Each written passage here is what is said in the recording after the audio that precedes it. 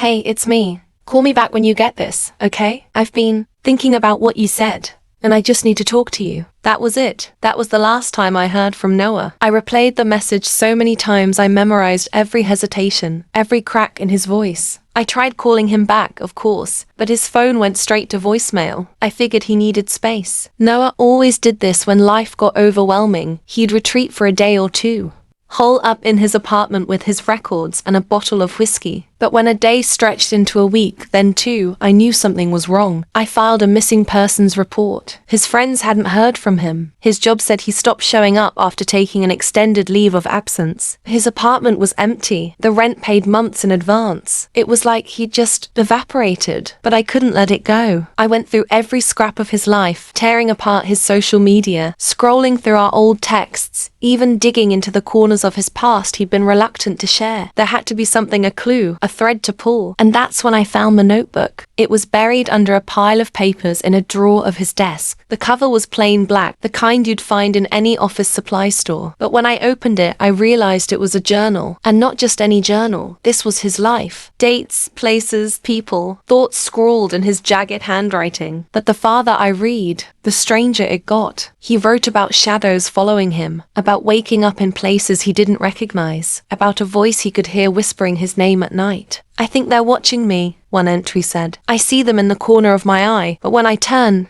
they're gone. Another, I don't know if I'm going insane or if something's really there, but it's getting worse. I can't trust anyone, not even her. The date on that one was a week before he disappeared. I reread that last line, not even her, over and over until the words blurred. Did he mean me? I became obsessed. Every waking hour was consumed by Noah's disappearance and the fragments he'd left behind. I found myself walking the places he wrote about in his journal, the coffee shop on 12th Street, the old bridge over the river, the abandoned lot behind the factory. At first, it felt like I was retracing his steps, but then things started to shift. It was subtle at first. My reflection in the mirror lingered a second too long. I'd hear footsteps when I was alone, soft and deliberate, like someone following me. Once, I caught a glimpse of something in my peripheral vision, a shadow, tall and thin, but when I turned, there was nothing there. The more I searched for Noah, the more I felt myself unraveling. And then there were the dreams. Every night, I'd find myself in a darkened version of somewhere familiar: my apartment, my office, the park where Noah and I used to meet. The shadows were always there, standing in the distance, their heads tilted as if watching me. I'd wake up drenched in sweat, but the feeling of being watched wouldn't go away. Last night, I found the final entry in the notebook. It was written on the back cover, the ink smudged and frantic, as if he'd written it in a hurry. I understand now. They don't want me. They want her. If you're reading this, you have to stop. Don't look for me. Don't let them see you. My breath caught as I read it. My first instinct was to throw the notebook across the room, but I couldn't let go of it. I turned, feeling the weight of 1,000 unseen eyes pressing against me, and there it was, just outside the window. A shadow, impossibly tall, staring back at me through the glass. I don't know what they are